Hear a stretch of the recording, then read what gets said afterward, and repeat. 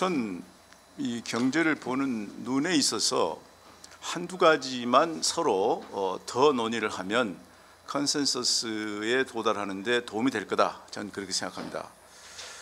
지금 두 분, 임채원 교수님하고 이병희 연구위원님 두 분의 말씀은 초점이 불평등 쪽에 있습니다.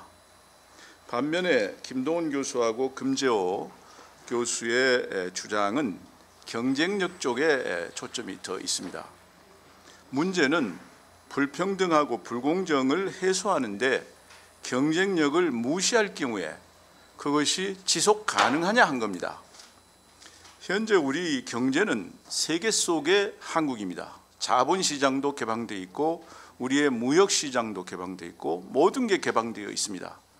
국내 시장이 우리의 힘으로 지켜지지도 않고 우리의 경쟁력이 없으면 당장에 중국 기업이 국내 시장을 유린할 수 있는 그런 상태입니다. 또 하나는 기술 변화의 속도입니다. 이 속도, 우리가 모르는 사이에 엄청난 기술의 변화가 현재 진행되고 있습니다. 요새 병원에 가면 로봇이 차지하는 비중이 점점 늘어나고 있지 않습니까? 요새 얘기하는 IoT가 좀 있으면 이 플라스틱 병까지 들어옵니다. 이런 변화에 못 따라가면 우리는 지는 겁니다. 그렇기 때문에 불평등과 불공정, 이것에 대한 문제의식은 우리가 다 공유하고 이것은 당연히 개선돼야 되지만 동시에 세계화가 돼 있고 기술 변화의 속도가 엄청 빠른 상황에서는 기업의 경쟁력이라는 것도 무시해서는 안 된다. 이 점에 대해서 서로 논의를 더 하면 컨센서스에 우리가 갈 수 있다. 그렇게 일단 생각이 되고요. 여기에서 강조해 드리고 싶은 것은 지속 가능성 그리고 상향 평준화입니다. 아무리 좋은 것도 한 3년 하고 그 다음에는 밑으로 떨어지게 되면 전혀 의미가 없습니다. 과거의 페로니즘이라는 게 바로 그런 거 아닙니까? 나눠먹기 2년, 그 이후에 아르헨티나가 얼마나 고생을 했습니까?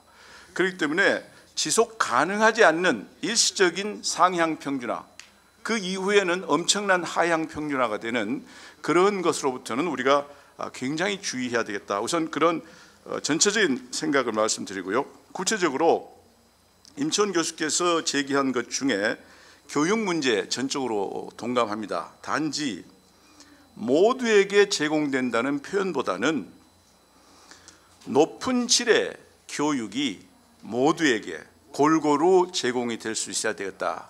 이것은 우리가 이제 단지 교육을 받는 시대가 아닙니다.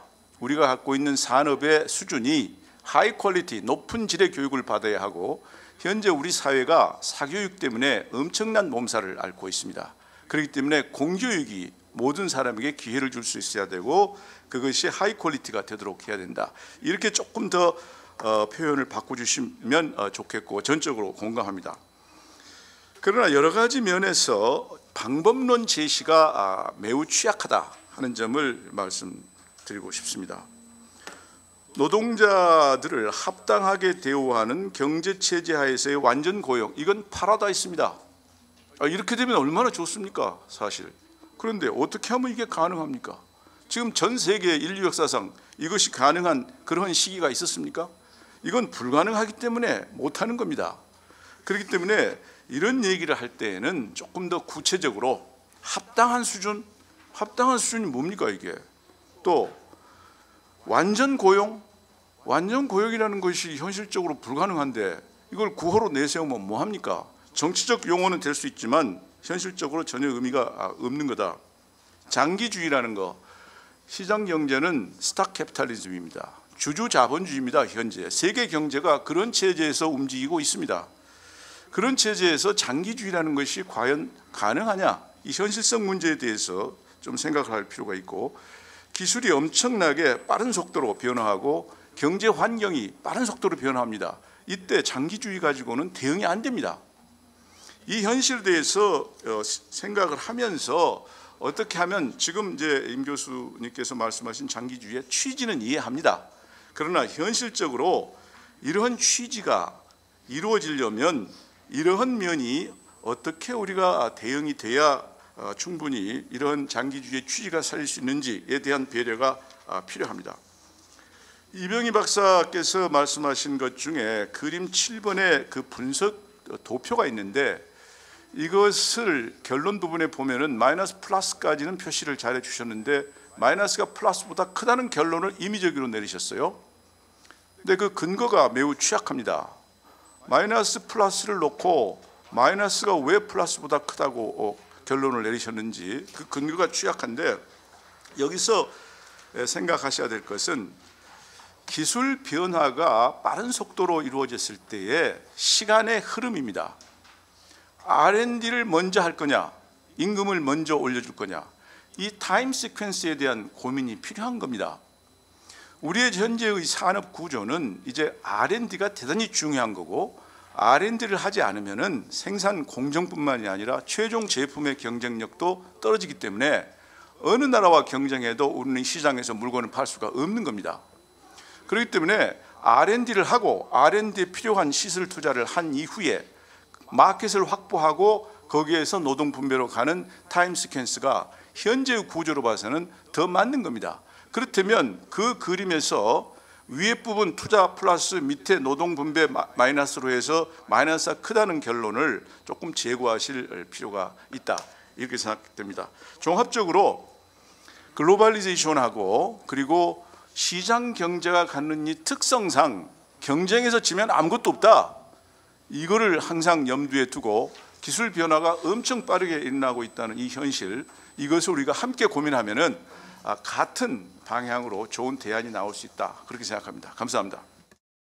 예, 오늘 제기되고 있는 그 소득 주도 성장 또 그와 관련된 그 최저임금 인상 문제는 결국 우리가 한국 경제가 97년 외환 위기 이후에 또 2008년 세계 경제 위기 이후에 수출 주도 성장으로 한 그런 성장 체제로서는 이제 한계에 도달했다는 인식. 그다음 이제 미국에서는 이제 근데 월가 중심의 어떤 금융 주도 성장 체제는 이미 파탄됐다는, 그리고 그 반대 거기에 빈민들은 부채를 축적해가 이제 거기에 대응하는 부채 주도 성장도 안 된다. 그럼 이 대안이 뭐냐를 둘러싸고 이제 세계 학계에서 논의된 과정에 아까 우리 이병희 박사 말씀하셨듯이 ILO 중심으로 이 소득 주도 성장, 이게 지금 유력한 대안이라고 지금 세계적인 어떤 의제가 되어 있는 겁니다. 그럼 이제 한국은 어떠냐? 한국도 이제 그래 되어 있다는 거죠. 그런 점에서 제가 볼 때는 아마 오늘 보수 진보 양측에서 그 문제 인식은 비슷한 것 같습니다. 저는 상당히 다행이라고 생각됩니다. 그런데 이제 해법이 문제인데요. 지금부터 100년 전 헨리 포드가, 자동차왕 헨리 포드가 당시 디트로이트의 그 평균 임금의 2배를 혹은 3배라고도 이야기되는데 주는 일당 $5를 제시했습니다. 그 많은 기업가들이 그 미친 짓이라고 했어요.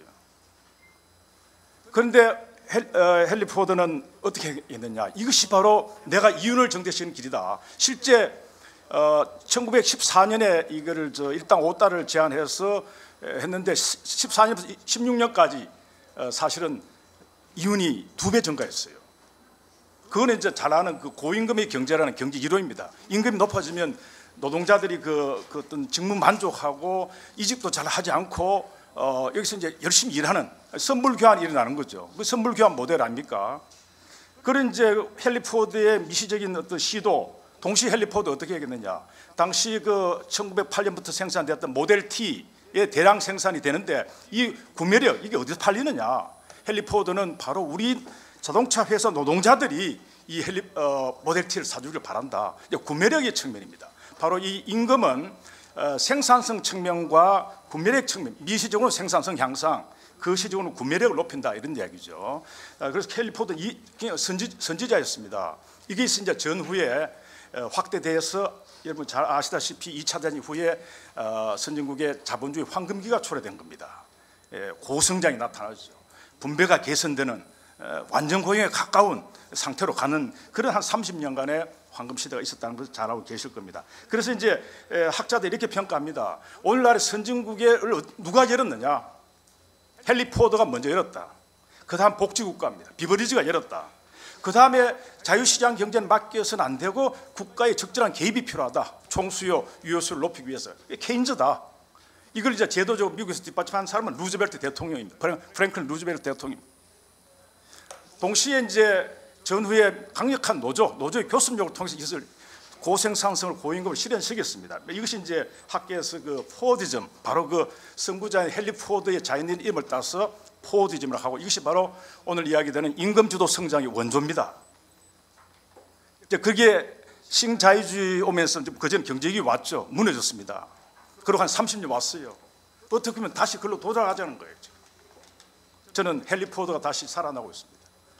헨리 포워드가 당시 일당 그 $5를 지급했을 때 기업가들 월스트리트 저널 총수 전부 미친 사회주의자다 이야기했습니다. 그런데 미국 경제를 살린 원동력이 됐다는 겁니다. 그런데 아쉬운 것은 왜 우리 재계에는 지금 소득주도 성장 이야기도 최저임금 인상 이야기될 때 최저임금을 인상해야 된다, 소득주도 성장을 가야 된다고 주장하는 기업가가 없느냐 이런 얘기죠. 참 안타까운 이야기입니다. 다행히 오늘 그 국가미래연구원에서 우리 김광도 원장님과 또 김웅석 교수님께서 또 어떤 말씀하실지 모르겠습니다만, 그러나 이 테이블에 모였던 자체가, 이 화두가 지금 굉장히 중요하다는 인식을 했다고 보기 때문에 저는 여기서 어떤 뭔가 좀 컨센서스가 이루어지길 바랍니다. 2009년에 오바마 그 대통령이 최저임금을 $6.5부터 $7.25로 이제 올렸습니다. 그때 기업 재계가 찬성했어요. 그다음 지금 오바마 대통령이 내년에 최저임금 $10.10로 하자 제안했더니 지금 월마트, GAP 갭 등에서 호응하고 나옵니다. 먼저 기업들이 올리고 있습니다. 자, 이게 뭘까? 미국이 깊이 반성한 겁니다. 금융주도, 그리고 이제 말하자면 그 어떤 규제 완화, 부자 어떤 감세, 이런 식으로 가서는 안 되고 결국은 소득 분배도 향상시키면서 다시 성장 동력도 찾는 그런 어떤 대안으로서 이제 소득주도 성장으로 기울어지고 있는 거죠. 그 점에서 우리나라의 그 기업가들 참 아쉬운 점이 많이 있다. 저는 사실 정경련 같은 데서 최저임금 인상해야 되고 좀 더 인상하자, 기업들 보고 여력 있는 기업은 더 인상하세요 라고 해줘야 된다고 저는 생각합니다. 그 다음 이제 오늘 그 김동훈 박사님 좋은 발표를 많이 하셨는데요. 사실 소득주도 성장만으로 되겠느냐? 저도 그래 봅니다.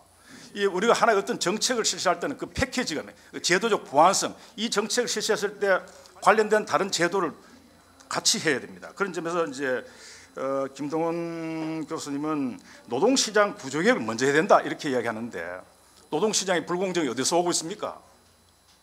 대기업이 지배하는 제품시장 구조에서 오고 있습니다. 지금 그 노동시장을 공정하게 하려면 바로 제품시장을 공정하게 해야 됩니다. 그런 점에서 이병희 박사도 말씀하셨듯이 대중소기업 간의 관계를 개혁해야 됩니다. 이게 뭐 재벌 개혁이라고 얘기되지만 사실 중소기업을 강화해야 되죠. 그 점에서 저는 사실 이 소득주도 성장 모델은 뭐냐면 재분배 정책이 아니고 분배 정책입니다.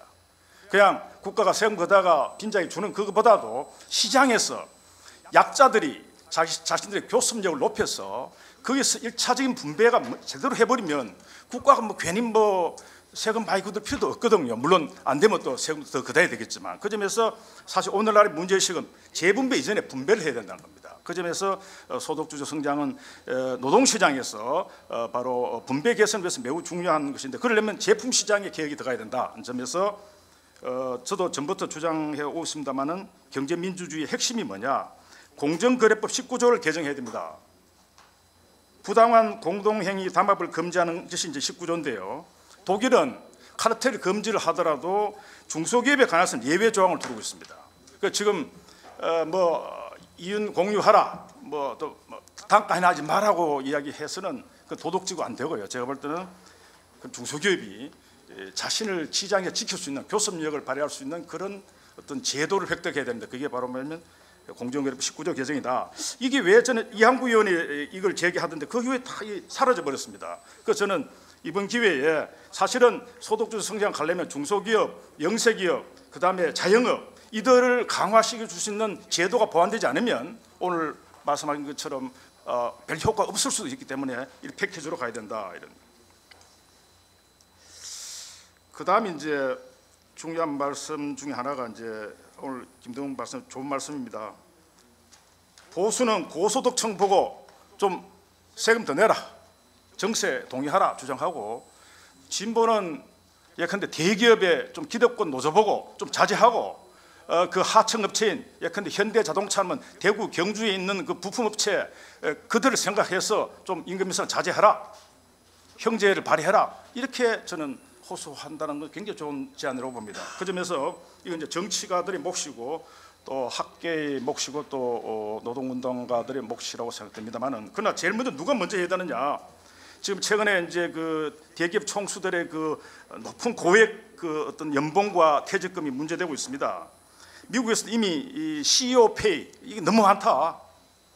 평 근로자의 400배, 500배 되는 이 CEO 페이를 그대로 두고는 안 된다. 우리도 이제 바로 이 최고 경영자의 그 합리적이지 않은 불합리한 설명 안 되는 이 고액 연봉, 이게 좀 스스로 정경련에서 이걸 좀 스스로 기부를 내놓던 거 아니면 뭔가 제도적인 거 있어야 될 것 같다. CEO 페이에 대한 규제가 필요하다.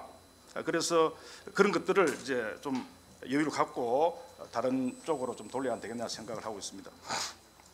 마지막으로 이제 하나만 더 말씀드리면, 클린턴 대통령 때 노동장관을 한 로버트 라이시가 이런 이야기했습니다. 지금 글로벌화 상황하에서 아까 김강도 교수님 잘 말씀하셨듯이 지금 위에서 대기업들이 또 부자들을 감시해줘 가지고 투자를 촉진한다. 그러면 그게 트리클 다운이 되겠느냐? 이른바 낙수 효과가 오겠느냐? 기대하겠냐? 아니다. 아주 유명한 이야기 있죠. 트리클 아웃입니다.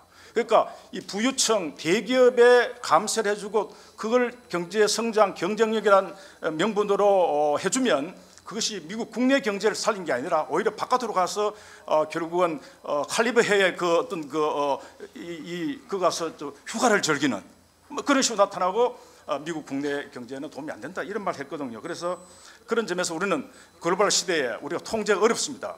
김광두 의원님 말씀처럼. 그럼 우리가 어떻게 되느냐? 그렇다고 우리가 놓아야 되느냐? 아닙니다. 국가의 존재 이유가 뭡니까? 약자를 보호하는 거 아니겠습니까? 시장에서 약한. 그렇다면 국가는 글로벌 시대에 불구하고 이 땅에 살고 있는 사람들을 보호할 수 있는 제도를 만들어 나가야 된다는 거죠. 그건 물론 전 세계적으로 같이 하면 좋습니다. 이게 이제 인터내셔널 케인저이즘이지만 어렵다 하더라도 맥국들이 G20가 합쳐서 어떤 금융에 대한 어떤 통제도 가하고 자본세도 좀 글로벌 자본세 피케티 얘기처럼 그도 막 이런 어떤 대안으로 가야만이 한국 경제도 살아가고 동아시아 경제도 살아나고 또 세계 경제도 사는 것이 아니냐 하는 그런 좀 관점에서 좀 패러다임의 어떤 큰 변화의 관점에서 봐야지, 이것을 그냥 일시적인 관점 어떤 포퓰리즘이 아니다. 저는 큰 구조 변화와 관련된 문제 제기다. 다만 아까 같은 몇 가지 정책 제도와 결합돼서 실시돼야 한다는 점을 강조드리고자 합니다. 감사합니다. 이렇게 진보 진영에 계신 분들하고 토론을 하다 보면 제가 참 나쁜 사람이 되는 것 같아요. 왜냐하면 근로자 임금 더 주라, 불평등 해소하자, 대기업의 불공정 거래를 막아라. 근데 저도 사실 그 동감하면서도 그게 과연 해법이 될 수 있는가, 아니면 또 그걸 어떻게 달성하는가라는 문제에 달해서는 견해를 달리할 수밖에 없습니다. 그러니까 따뜻한 마음이나 어떤 이상의 추구만으로 현실이 바뀌지 않는 것 같습니다. 이 경제 문제라는 게 먹고 싶은 거 다 못 먹고 하고 싶은 거 다 못하는 어떤 제약에서 오기 때문에 착한 의도나 따뜻한 마음으로 해결이 안 되는 건 지금 우리나라의 현실이 아주 극명하게 나타내주고 있습니다. 때로는 힘든 결정도 해야 되고 냉정한 선택도 해야 되는데, 예를 들어서 오늘도 최저임금을 올려주자, 소득을 올려서 소득주도 성장을 하자, 포용적 성장을 하자, 사람 먼저가, 경제에는 사람이 먼저다, 그거를 어떻게 부인하겠습니까? 문제는 해법이 양보하자, 착하게 살자, 이거는 이제 정책이 될 수가 없죠. 그리고 대안으로 나온 어떤 이런 정책들은 예를 들어서 최저임금을 올려주자 또는 소득주도 성장을 하자, 아직은 과학으로서의 경제학에서 현실 적용성이 입증된 어떤 보편성이 있는 정책이라고 보기는 어렵습니다. 예를 들어서 최저임금을 올려서 내수를 활성화하고 빈곤을 해소하고 일자리를 만들 수 있다면 왜 진작에 10년 전에 20년 전에 다른 나라들이 그렇게 안 했겠습니까? 또 실제로 그렇게 해서 또 일자리가 만들어지고 소득이 올라가고 경제가 활성화됐다는 증거는 아직 학계에 보고된 바가 없습니다. 또 소득 주도형 경제 성장이라는 것도 결국 소득을 가진 사람들 더 주라는 얘기처럼 들리는데, 소득이 있는 사람은 그나마 일자리나 직장이 있는 사람들입니다. 이 사람들 임금 더 줘서 경제를 활성화한다. 이분들이 늘어난 소득이 과연 얼마나 유효 수요가 될지도 검증이 필요하지만, 일자리 가진 사람들 돈 더 주는 게 어떻게 정책 소득 격차 해소에 도움이 될 수 있을지 의문시 되고요. 지금 최저임금 인상이나 소득주도 성장이나 뭐 근로시간 단축이나 정년 연장이나 이거 다 일자리 가진 사람들을 위한 이야기입니다. 지금 일자리가 그나마 필요한 사람들은 이 논의에서 아주 배제돼 있어요. 지금 대한민국이 일자리 가진 사람 보호하고 그 사람들 돈 더 주는 게 국가적인 아젠다입니까? 저는 일자리를 만드는 게 더 중요한 아젠다라고 생각을 합니다. 우리나라가 1960년대 이래로 30여 년간 40년 동안 성장 지상주의에 빠졌다는 많은 지적을 하시죠. 그래서 GDP 성장률에 항상 분기별로 주목하는 것인데, 언제부터인가 이거는 도움이 안 된다. 오히려 일자리가 경제 발전의 지표가 돼야 된다. 그래서 많은 공감을 얻은 바 있습니다. 그런데 문제는 성장률이 일자리로 연결이 안 되니까 어떻게든지 성장률을 높여서 일자리를 만들어 보자는 각종 대안들이 여러 가지로 고통스러운 개혁을 수반하니까 제가 보기에는 불쑥 나온 게, 대안으로 나온 게 이제 소득을 올려서 성장을 지속하자. 결국 이것이 과거에 성장 담론으로 회귀하는 느낌을 저는 갖습니다. 앞에서 뭐 발제하신 분들이 이거는 분배 정책이고 재분배 정책이다라고 말씀을 하셨지만, 역시 소득을 올리는 방법은 저성장 상태에서는 재분배일 수밖에 없고, 아니면은 성장률을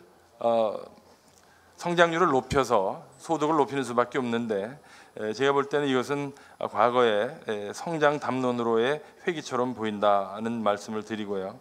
최저임금 인상론도 뭐 여러 가지 학계에서는 지금 오늘도 보신 바와 같이 검증이 되지 않은, 아직 결론이 안 난 여러 가지 논란이 있습니다. 그건 마치 의학계에서 콜레스테롤이 몸에 좋으냐 나쁘냐가 아직도 결론이 안 난 거나 유사한 거라고 할 수 있겠죠.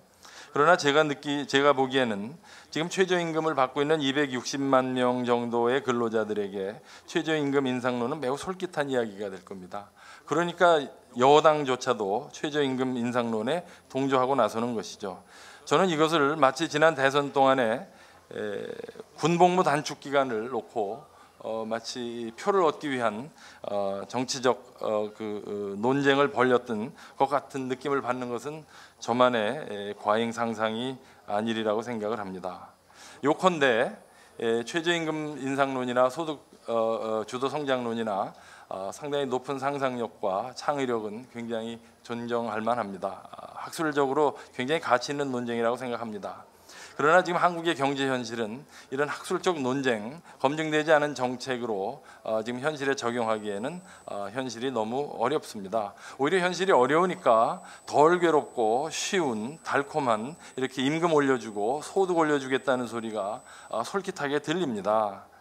담배 피는 사람한테 담배 끊으라고 하지 않고 담배 안 끊어도 오래 산 사람 많다라고 얘기하면 솔깃하지 않겠습니까? 경제에는 왕도나 묘방은 없습니다. 정도만이 있을 것이고, 열심히 부지런히 일하고 낭비와 비효율을 줄이고 생산성을 높여야 고용도 늘어나고 소득도 늘어나는 것입니다. 제가 볼 때 한국 경제에게 지금 필요한 것은 오히려 비효율과 낭비의 제거, 그리고 경제의 개혁, 이것이 장기적으로 일자리와 소득 창출의 정도라고 생각을 합니다. 감사합니다. 네, 오늘 토론자들 가운데 유일한 사회학 연구자입니다. 저는 이제 경제와 사회의 관계에 제가 전공을 사회학으로 해서 주목하는 시각에서 말씀드리고자 합니다. 2008년 미국발 금융위기 이후 이른바 신자유주의 발전 전략은 새로운 시험대 위에 올라서 있습니다. 우리 사회의 아이러니는 지구적으로 신자유주의를 대신한 전략을 모색해 왔는데, 정작 우리 사회에서는 이명박 정부의 감세와 박근혜 정부의 규제 개혁에서 볼 수 있듯이 여전히 신자유주의 정책 기조를 그대로 따르고 있습니다.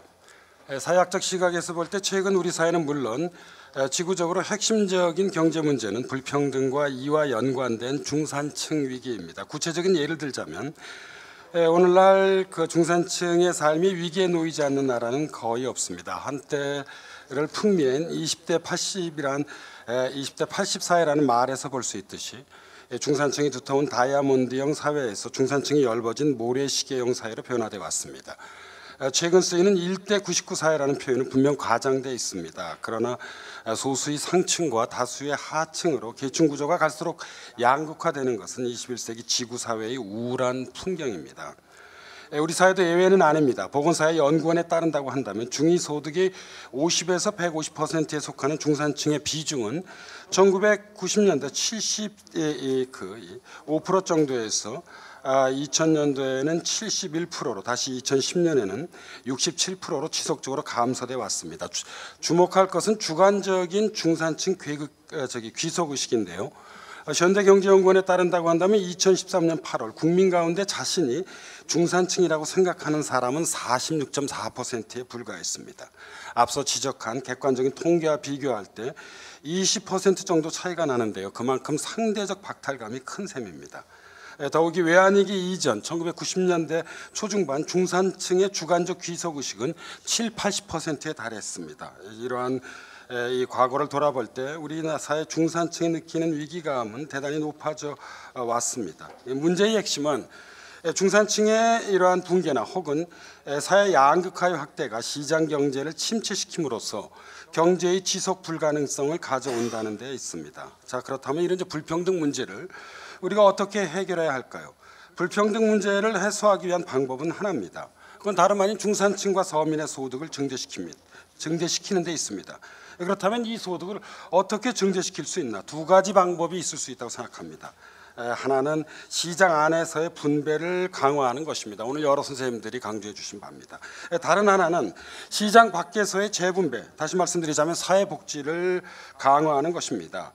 물론 가장 바람직한 대안은 이 둘을 동시에 추진하는 것입니다. 특히 그 가운데 주력해야 할 것은 시장 안에서의 분배를 강화하는 것에 있고요. 오늘 여러 선생님들이 경제학을 전공하셔서 그런지 이제 이를 특히 강조해 주셨습니다. 문제는 현실입니다.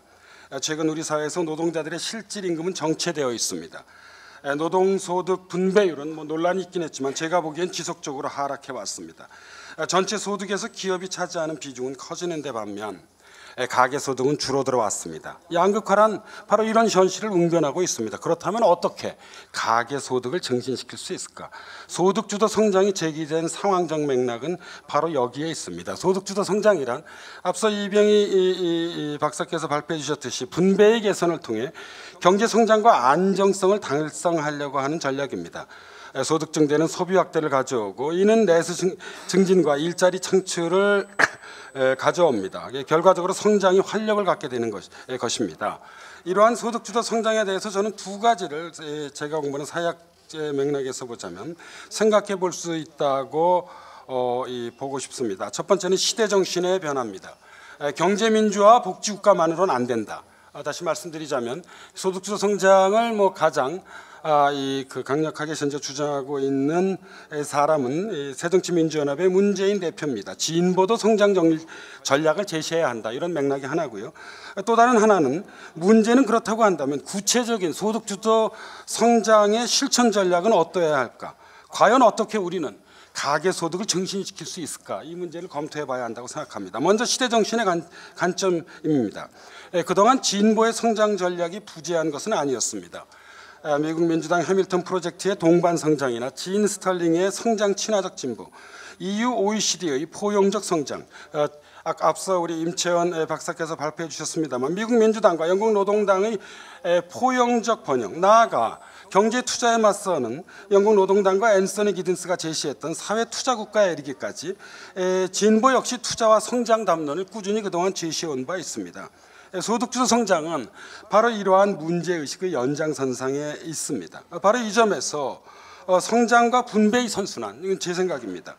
대외 개방과 대내 복지의 선순환이라는, 저는 이중적 선순환은 보수와 진보를 넘어서는 국가적 목표가 되어야 한다고 생각을 하고 있습니다. 경제 담론 및 정책은 경제학자와 경제 관료가 만드는 것이지만 이를 국민에게 설득하는 것은 정부와 국회의 정치권입니다. 돌아보면 2007년 대선 때는 경제 살리기가 유행했습니다. 2012년 대선에는 경제 민주화 복지 국가 다음론이 유행했습니다. 그런데 사실 우리가 현재 시점에서 보면 성장과 분배 가운데 어느 하나만을 강조할 게 아니라 제가 앞서 말씀드렸던 성장과 분배의 선순환, 대외 개방과 대내 복지 선순환이라고 하는 이중의 선순환이라는 일종의 균형 감각을 저는 우리 사회가 가질 필요가 있다고 생각을 하고 있습니다. 계속되는 저성장과 심화되는 불평등을 지켜볼 때 결국 이러한 이중의 선순환을 어떻게 할 것인지를 놓고 보수와 진보가 생산적으로 경쟁을 해야 한다고 생각을 합니다. 두 번째로는 구체적인 전략의 문제입니다. 소득주도 성장의 구체적인 전략에 대해서는 바로 어제 주목할 만한 발표가 있었습니다. 우리 사회에서 소득주도 성장 다음론을 이끌어왔던 부경대학교 홍장표 교수가 어제 발표가 있었는데요. 어제 토론회에서 홍 교수는 중소기업 주도의 소득주도 성장을 제시했습니다. 그리고 이를 위한 구체적인 정책 과제로 최저임금제 강화, 비정규직 차별 해소와 정규직 전환, 사회적 합의에 대한 생산성 임금제 도입을 제안했습니다. 더불어 법인세 최고세율을 22%에서 25%로 원상회복시키고요. 대기업에 대한 비과세 감면 혜택 축소를 통한 자본소득세 강화, 근로시간 단축과 일자리 나누기 등을 통한 일자리 창출을 제시했습니다. 나아가 공정한 하도급 거래 질서를 구축하고 대중소기업 성과 배분제도 개혁 등을 통한 공생의 산업 생태계 구축을 제시했습니다. 이어서는 이제 제 생각입니다. 저는 이제 이러한 소득주도 성장에서는 세 가지 문제가 문제를 해결해야 한다고 생각을 하고 있습니다. 문제의 첫 번째 핵심은 바로 이러한 생태계 구축에 가해지는 구조적 강제입니다. 이에 연관해서는 저는 두 가지 문제가 다시 관건이라고 봅니다. 하나는 중소기업 혁신이 어디까지 가능할 것인가의 문제입니다. 한계 중소기업은 합리적 구조조정을 통해 연착륙시켜야 하고 혁신 중소기업은 장려해야 하는데 세계화가 정부 정책에 압박을 가하는 현재 우리 사회에 놓여진 조건이 이것이 과연 어디까지 가능한 정책일까요?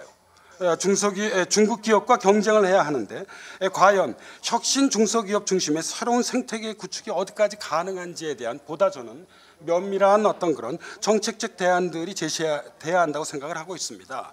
양극화 해소를 위한 혁신 중소기업 체제 구축이라고 하는 것은 사실 새로운 정책 대안이 제 기억에 의하면 아닙니다. 이것은 노무현 정부 당시, 참여정부 당시 사회적 양극화를 해소하기 위한 전략의 하나로 혁신 중소기업 체제는 이미 제시된 바 있습니다.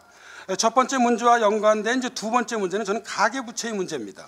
소득 증대가 내수 시장을 활성화시키는 게 이론적으로는 옳은 가정이지만 현실 속에서 가계부채 천조 시대에 부채 탕감에 이런 증대된 소득을 줄었을 경우에 예상했던 대로 총 수요 상승이 어디까지 이루어질지도 저는 우리가 생각해 봐야 할 문제라고 판단하고 있습니다. 그래서 가계부채 정책과 소득주도 성장이 함께 가야지만 저는 소득주도 성장에서 얘기하는 유효 수요가 제대로 창출할 수 있다고 생각을 하고 있습니다.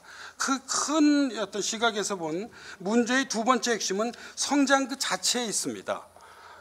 진보도 성장을 얘기하고 성장과 분배의 선순환이 중요하다고 할 때 이런 성장을 그럼 그렇다고 한다면 우리가 과연 저는 경제학이 아니라 사회학을 공부하고 있습니다만 어떻게 이룰 것인지에 대한 근본적인 문제를 고민해야 합니다. 소득 분배 개선이 단기적으로는 내수 시장을 활성화시키고 투자를 촉진할 것은 분명한 것으로 보입니다. 하지만 제가 배운 경제학적 지식에 따른다면 장기적으로는 기술 혁신이 성장의 지속적인 원동력입니다. 그래서 저는 기술 혁신이 동시에 이루어져야 한다고 생각을 하고 있습니다. 중소기업의 기술 혁신을 가능하고 활성화시킬 수 있는 정부의 정책적 변화가 이 점에서 매우 중요하다고 생각을 하고 있고요. 바로 이런 맥락에서 저는 독일 모델의 적극적인 벤치마킹이 요구된다고 생각을 하고 있습니다. 대기업과 중소기업의 공생적 생태관계를 만드는 데 있어서 사실 하늘 아래 새로운 것은 없습니다. 우리에게 가장 그래도 의미 있는 어떤 그런 선진 사례는 저는 독일 모델이라고 생각을 하고 있는데요. 이는 특히 중소기업이 차지하는 전체 노동시장에서 90%에 달하는 현재 어떤 그런 비중을 고려할 때 중소기업의 기술 혁신은 매우 중대한 과제라고 생각을 하고 있습니다. 세 번째 문제의 핵심은 역시 저는 정치가 관건이라고 생각을 하고 있습니다. 어떤 경제 논리를 하더라도 정치라는, 좀 수사를 쓰겠습니다, 연옥을 통해서만 정책이라고 하는 천국에 도달할 수 있습니다. 정부가 법안을 제시하고 바로 여기 우리가 지금 있는 이 국회에서 법안을 결정해 줘야만 합니다. 그런데 우리 정치는 과연 새로운 발전 전략으로서 소득주도 성장을 받아들일 수 있는 준비가 정말 되어 있는지, 최저임금 단체협약, 노동시장 개혁, 그리고 사회복지제도 개혁 등 소득주도 성장 전략을 추진할 수 있는 사회적 조건을 과연 우리 정부와 국회를 포함한 정치권은 마련할 수 있는지, 저는 이는 정권 교체를 넘어선 정치권의 일대 혁신을 요구하고 있다고 생각을 하고 있습니다. 결론을 내리겠습니다. 분명한 사실은 두 가지입니다. 첫째, 2008년 미국발 금융위기 이후 신자유주의 발전 전략은 제가 보기엔 파산을 고했습니다. 지금 우리 경제는, 물론 세계 경제는 포스트 신자유주의 체제로의 이동이라고 하는 터널 속을 걸어가고 있습니다. 이 터널을 지나가기 위해서는 등불이 필요합니다. 과연 우리는 무엇을 등불로 삼을 수 있을까요? 저는 이와 연관해서 두 번째 문제가 중요하다고 봅니다. 생산과 분배, 성장과 복지의 선순환은 여전히 사회학을 공부하는 제가 보기에 좋은 경제를 만들어갈 수 있는 유일무이한 등불이라고 생각을 하고 있습니다. 낙수 효과가 더 이상 작동하지 않는다고 해서 성장을 도외시할 수는 없습니다.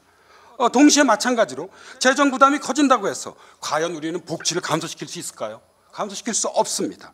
적어도 이 성장의 문제에 관해서는 저는 제 결론을 말씀드리자면 소득 주도 성장과 혁신 주도 성장의 두 바퀴가 저는 동시에 추진돼야 한다고 생각을 하고 있습니다. 경제학을 전공하지도 않았던 제가 좀 주제넘게 토론을 하지 않았나 싶습니다. 이것으로서 토론을 마치겠습니다. 감사합니다. 임채원 박사께서 끝에 결론에 아주 재밌는 거를 제안하셨습니다. 2017년 대통령 선거에는 소득 불평등 문제가 핵심 쟁점이 될 거라고 말씀하셨고요. 성장의 위기보다가 훨씬 더 문제가 심각하다. 2017년 대통령 선거에 과연 소득 불평등이 핵심 이슈가 될까요? 저는 아니라고 생각합니다. 그건 굉장히 저는 낙관적인 생각입니다. 2017년 내는 저는 2012년 겨울보다 훨씬 더 심각하게 성장 문제를 우리가 고민하게 될 겁니다. 아니 뭐 쌓아놓은 게 있어야 뭐 나누는 문제를 얘기하죠. 예, 저는 이렇게 가면 2017년은 분명히 보십시오. 2012년 그것보다 훨씬 심각할 겁니다. 이제 그 말씀 좀 한번 생각이 너무 저는 놀란 게 그겁니다. 진보가 보수보다 훨씬 미래가 낙관적이라는 데에서 이걸 좋다 그래야 될지 참 좀 굉장히 의아스러웠던 생각이 들고요. 그다음에 아까 김영기 교수님이 왜 오바마는 이렇게 하는 소득주도 성장 논하는데 한국은 안 되냐? 미국은 포드가 나오는데 한국에는 왜 포드가 없냐? 예, 답이 그겁니다. 미국은 폐쇄 경제이기 때문입니다. 예, 미국은 GDP에서 수출 차지하는 게 한 15%밖에 안 돼요. 달러 강세 전혀 문제되지 않습니다. 미국은 달러 강세는 우리 같으면 난리가 나죠. 워낙 수출이 그냥 때리고 난리. 미국은 전혀 문제되지 않습니다. 그건 미국의 국익입니다. 그건 폐쇄 경제 때문에 가능한 겁니다. 우리처럼 이렇게 세계 경제에서 1.5%로 왔다는 이런 소규모 개방 경제로서는 전혀 문제가 다르죠. 그다음에 아까 우리 임 박사님도 그러셨고 김호기 교수님도 그렇고 뭐 미주알 고주알 그렇게 따지지 말고 크게 이것을 패러다임 시프트로 우리가 이해를 해서 이 문제를 접근하는 게 필요하다. 예, 좋습니다. 그런데 제가 드리고 싶은 말씀은요. 그렇게 접근을 하면 문제가 생기는 게 뭐냐면 신자유주의가 문제가 굉장히 많습니다. 그건 뭐 부인할 필요가 없습니다. 예, 문제가 많습니다. 그러나 신자유주의의 대안으로 우리가 소득주도 성장을 이야기를 한다 그러면 저는 이것이 본말이 전도될 가능성이 있습니다. 과거의 전례가 그렇죠. 제3의 길이 어디 갔습니까? 왜 제3의 길 얘기 안 합니까? 없어졌죠. 예, 똑같습니다. 이거는 잘못하면 우리가 경제의 본질이 뭐냐 하는 것이 저는 소득 분배가 중요하죠. 분배가 너무 악화돼서 성장을 저해하는 건 분명합니다. 예, 그렇다고 해서 그것이 본말이 바뀔 수는 없다는 거죠. 여전히 소득 분배보다는 특히 이런 1%, 2%로 가는 이런 상황에서는 성장이 저는 훨씬 더 중요하다고 생각을 하고요. 마지막으로 한 말씀만 드리겠습니다. 지금 쭉 얘기를 하면 저는 그런 생각이 들었어요. 세상을 움직이는 세계의 가치, 공정, 합리, 보이스. 예, 그럼 우리 문제는 뭐냐? 진보는 공정에서 보이스로 갑니다. 야당은. 여당은 합리에서 보이스로 가요. 전부 보이스만 갑니다. 그러니까 설탕물 경쟁을 하는 거.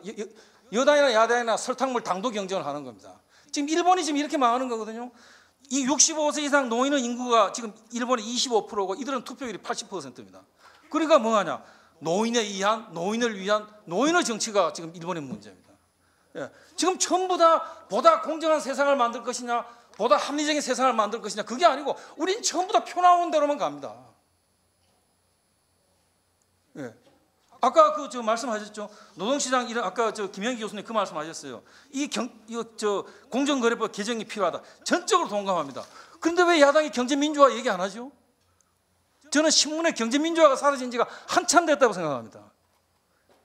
지난 2년 동안 새정치민주연합에서 경제민주화 얘기한 적 있습니까? 전 그걸 두고 그렇게 뭘 심각하게 여야가 검토했다는 얘기 들어본 적이 없습니다. 예. 왜? 전부 다 힘으로 가기 때문입니다. 예. 정말로 진보나 또는 야당이 정말 보다 공정한 세상을 만들 용기가 있습니까? 아닙니다. 그보다는 다 펴나오는 세상을, 예, 여당이 되는 세상을 만들고 싶어 하는 거죠. 이상입니다. 죄송합니다. 예. 네, 감사합니다. 저는 한두 가지만 말씀드리겠습니다. 지금 김강두 선생님 말씀하셨던 건 이건 뭐 그냥 아웃라인만 했으니까 구체성이 부족하다. 충분히 저희 구체적인 정책이 아니었던 건 프레임워크를 제공하기 위해서 그랬던 거고요. 그다음 17년 대선에서 저는 확신하는 게 하나 있습니다. 소득 불평등 이슈를 지표로 나타내요. 지금 제가 보여드렸던 자료에 보면 그 방법론에 있어가지고 지금까지는 어땠나 하면 성장이냐 물가냐 그게 70년대 패러다임이죠. 그리고 유로 2020 할 때 나온 게 고용률입니다. 고용률 70%를 확보하느냐 이 이야기가 나왔던 거고요. 그게 지금 유로에서 유로 2020이 나온 게 리스모네에서 유로 2020이 2010년에 나왔지 않습니까? 올해가 2015년이거든요. 유로에서 평가가 이거 좀 실패하는 것 같다. 우리가 제대로 못하는 것 같다. 정책 실패다. 그럼 뭐냐 이런 거고요.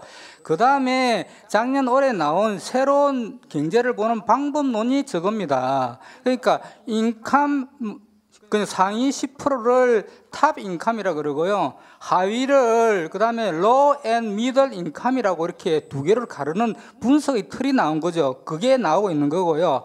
그러면 지금 소득 불평등 이야기를 계속 하지만 그건 말로 하는 게 아니고 결국은 계량화할 수 있느냐, 지표로 보여줄 수 있느냐고요. 그러면 아마 올해 내년에 유럽 쪽이나 미국 쪽에서 먼저 여기에 대한 기준이라든지 가이드라인이 나올 거고요. 우리도 그게 아마 연구가 되겠죠.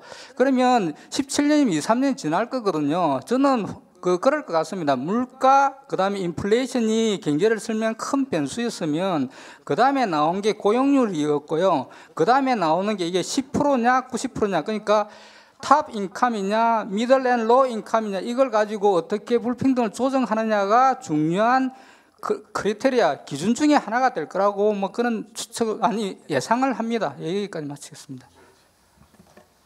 네. 우리가 이제 앞으로도 계속 논의를 할 거기 때문에 몇 가지 개념상 정리할 게 있는 것 같습니다. 우선 내수하고 수출 이제 구분 의미가 없습니다. 시장이 개방되어 있기 때문에 경쟁력이 없으면 내수 시장 다 뺏기거든요. 그러니까 이제 뭐 수출 주도 내수 주도 사실 의미가 없어요. 그래서 그것에 대해서는 구분해 가지고 얘기하는 그런 지금 시대가 이제 아니지 않느냐 하고 한번 말씀을 드리고 싶고요. 그 나라 환경과 그 나라 기업을 바탕으로 분석한 결과는 인용하지 않는 게 좋습니다. 방법론은 우리가 배워야 하지만은 기업 환경이 엄청 다르거든요. 예를 들면 포드 이때는 도요타가 없었어요. 만약에 그때 도요타가 있었으면 포드 그렇게 못합니다. 도요타한테 다 뺏겨요. 80년대 도요타한테 다 뺏겼잖아요. 소니한테 다 뺏기고. 그렇기 때문에 상황이 다른 나라의 데이터를 가지고 그것도 한 10년, 20년 전 데이터를 가지고 우리 현실 2015년 대한민국에 그대로 활용하려고 하는 것은 방법론 면에서는 우리가 배워야 되지만 조금 같이 좀 고민해야 될 필요가 있다 그런 생각이 들고요. 여기서 한 가지 같이 지금 컨센서스가 나온 부분이 공정성 문제이기 때문에 요거는 뭐 다 공감하는 것입니다. 그래서 이 공정성을 어떻게 하면 우리 사회에 더 뿌리내리게 하느냐 하는 것은 같이 한번 노력해 볼 수 있다, 그렇게 생각이 듭니다. 감사합니다. 짧게 말씀드리겠습니다. 결국 이제 문제 인식에 대한 공감이 매우 중요하다라고 생각을 하는데요. 우리가 이게 대안적인 성장 전략의 모색을 지체할 수가 있을까라는 생각이 듭니다. 지금 불평등을 이야기하는 것도 사실은 다 성장과 관련되기 때문에 우리가 뭐 그 이야기를 하는 것이죠. 이렇게 이제 민간 소비가 떨어지고 가계 소득이 부진한 상황에서 수출만으로 유지될 수 있을까에 대한 이런 구조적인 문제에 대해서 답을 갖고 있지 못하면 저는 국가 운영을 할 수가 없는 상황에 와 있다라고 생각을 합니다. 김원석 교수님께서 말씀을 주신 것처럼 이게 검증이 된 거냐? 사실 그렇지 않습니다.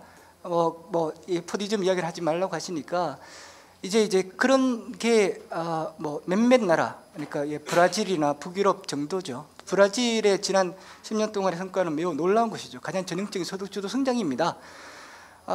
문제는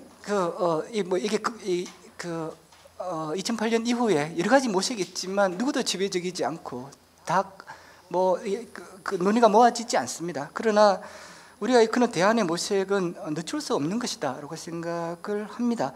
그렇지 않고서는 현실의 무게를 감당하기 어렵다라는 것이죠. 또 한편으로 소득주도 성장은 여러 가지 방법이 있습니다. 임금을 올리지 않고 일자리를 더 많이 만드는 방식으로도 충분히 소득주도 성장이 가능합니다. 그러나 지난 2000년대를 돌아보면 일자리 많이 못 만들었죠. 정책은 저임금 일자리를 많이 만드는 유연한 정책을 구사를 했지만 고용 탄력성은 뚝뚝 떨어졌습니다. 또한 고용률이 늘어나도 불평등이, 임금 불평등이 더 많이 늘어난, 지난 10년 동안 가장 임금 불평등이 많이 늘어난 나라입니다.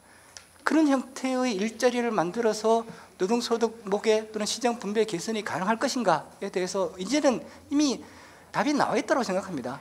그러니까 고용률 70% 목표는 누구도 부정할 수 없는 목표이죠. 그것이 소득과 동반되지 않는 고용률이라면 그것이 과연 달성할 수 있는가도 이미 확인이 되어 있다는 점을 말씀을 드리고자 합니다. 네, 감사합니다. 이 정관합 있지 않습니까? 저는 이제 오늘 얘기를 들으면서 그 생각이 나는데 이미 참여정부 때 분배 중심의 성장 전략을 해서 그걸 통해 가지고 성장, 분배, 고용의 선순환을 가자라고 했는데 어쨌든 간에 유권자들한테는 이제 그 다음 5년 지난 다음에 외면을 받은 거죠. 그 다음에 들어온 게 이제 우리 MB 정부인데 MB 정부에서는 경제 성장이 중심이 되는 성장, 분배, 고용의 선순환이다. 또 5년 지났어요. 그 다음에 이제 현 정부는 그걸 합쳤죠. 균형을 잡았죠. 잡은 것이 뭐냐면은 성장 쪽에서는 창조 경제고 분배 쪽에서는 복지국가 만들겠다 이겁니다. 그러면 지금 와서 다시 참여정부 때 논리로 간다는 게 좀 저는 잘 이해가 안 가요. 다시 우리가 어떤 균형적인 성장과 분배의 균형적인 어떤 포인트를 잡아서 가는 게 맞다고 생각했다는 거고요. 또 하나 제가 가장 걱정하는 게 어떻게 말씀을 하시더라도 제가 듣기에는 결국 소득 높은 사람들한테 뺏어가지고 저소득자한테 주자는 얘기가 되는 것 같아요, 저는. 그러니까 이것이 전혀 빈곤층에 있는 사람들을 우리가 지원하자, 그건 뭐 누구든지 반대하지 않겠죠. 근데 그게 아니라 전체적으로 그냥 소득 상위 10%에서 뺏어가지고 상위 40, 50% 주자. 이게 과연 지속 가능할까? 지금 이미 OECD에서 한국을 장기적으로 잠재적인 부채 과다 국가로 이게 찍고 관리를 하고 있거든요.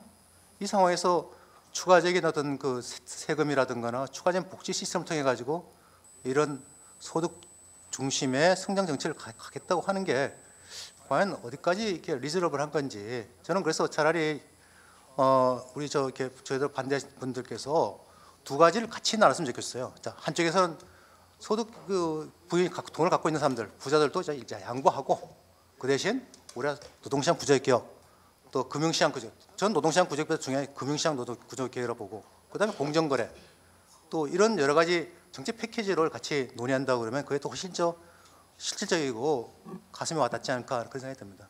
예, 오늘 토론회는 어떤 합의를 이끌어내서 우리가 정말로 진보 보수 싱크탱크가 합의를 했다. 라는 것을 만들어내는 그런 자리기보다는 무엇이 공통적인 관심사고 공통적인 이해고 앞으로 어떤 보다 심도 있는 토론이 필요하고 연구가 필요하고 그래서 교류가 필요한지 그런 것들을 한번 확인하고 또 그런 것을 공감하는 그런 자리였다고 생각이 됩니다. 그래서 한 번에 2시간 반의 회의로 모든 것을 다 해결할 수 있으면 얼마나 좋겠습니까? 사실 그런 것들이 안 되기 때문에 우리가 오랜 기간의 연구가 필요하고 그리고 열린 자세를 통해서 이런 자리가 앞으로 계속해서 진행이 되면서 우리 사회의 발전을 이끌 수 있는 중요한 아이디어와 아젠다가 만들어질 수 있는 그러한 출발점이라고 생각을 하고요. 그런 점에서 굉장히 소중한 이런 기회였다고 생각하게 됩니다. 이것을 끝내도록 하겠습니다. 감사합니다.